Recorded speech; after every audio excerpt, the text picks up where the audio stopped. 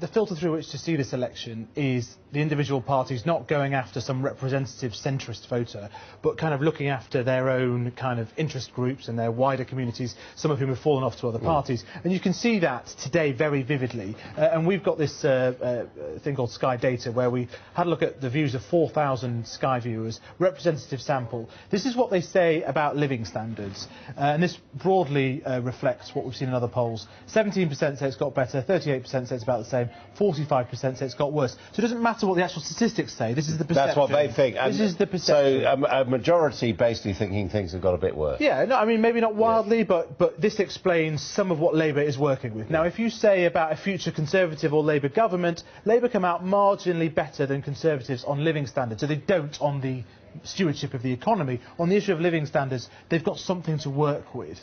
Now, if we take these guys and we, if you like, segment... So 21% think things will get better under Labour, but on the other hand, 38% thinks things will get worse, which is slightly more than... It is, yeah. They're marginally, just marginally ahead on this. Now, if you segment the people whose living standards are staying the same or getting higher, or they think that they are, they tend to be wealthier. If we split it in the so-called mosaic groups, Alpha, professionals, rural solitude, careers and kids, ABCG, those are the groups. Now, we'll come back to that. Remember ABCG.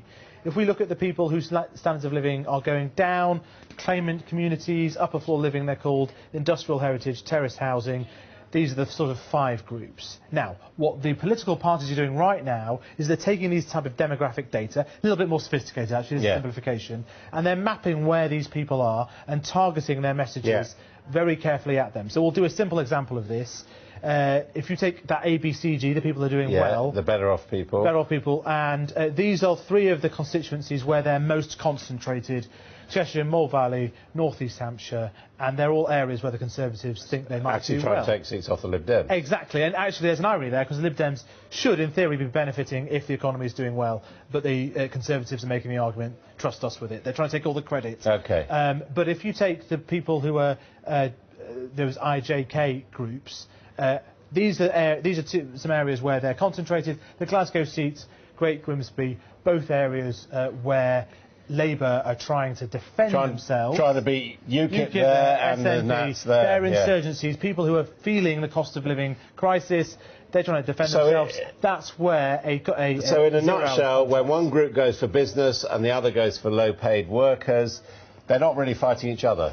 No. So sort of, if people think, what are Labour doing with business? Well, they might be missing the point. If people are saying, actually the Labour Party say, well, hang on, we are doing something for business, we've got this we're not going to have a European referendum. Conservatives saying, actually, we did legislate on 0 hours contracts. But in general, I think it's better to see that this election through a filter of, can they keep their core support?